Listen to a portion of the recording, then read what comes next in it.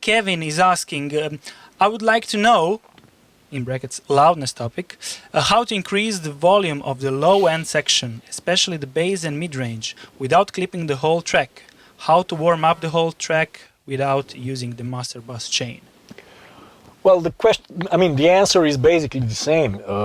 There is a basic law in audio that you have to sort of use only the energy which is relevant for the song. So personally, I think that the most powerful tool in audio is an equalizer. People tend to give too much value to compressors, too much value to limiters, and you actually don't achieve loudness with compression and limiting.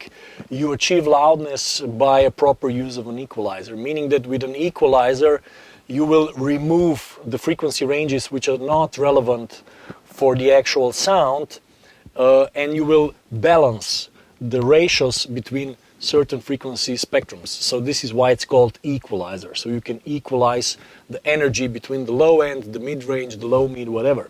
So what do you use? One of the first tools that you use is a high-pass filter, which is really, really important. And then, can you switch to the screen, please? And then another really important tool is peak filter.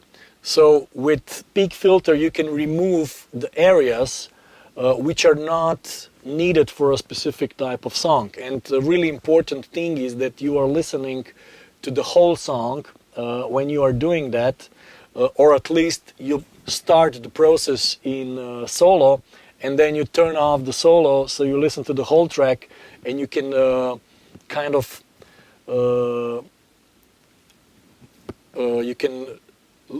hear how the whole track changes when you are changing the low end.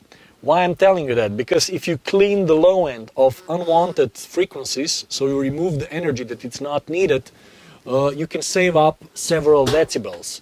That means if you will save several decibels by removing a specific frequency areas which are not needed for a specific sound, you will be able to push the master fader up, or the fader of the sound up.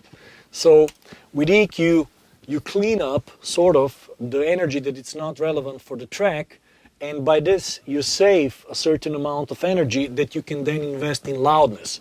So basically, if you want your tracks to be loud, you have to have as clean material, or let's say as clean essence of the sound present in the mix. And that means that sometimes you have a hi-hat, you have a shaker, you have some sort of a high-frequency sound, and you don't remove the low end from it. And in the context of the mix, this low end will never be noticed, but it will consume a certain amount of energy. And if you have 40, 50 tracks, and each track consumes 0.3 decibel, sort of, if I simplify, you can easily end up with like 10 or 15 decibels of wasted energy in your mix, which could otherwise be invested in just pushing the faders up. And this is how you make tracks loud, and this is how you make tracks punchy. Personally, the most powerful tool for me in mastering also is the equalizer. It's not the compressor. And the loudness is always achieved with equalization, and not so much as people think so with compression.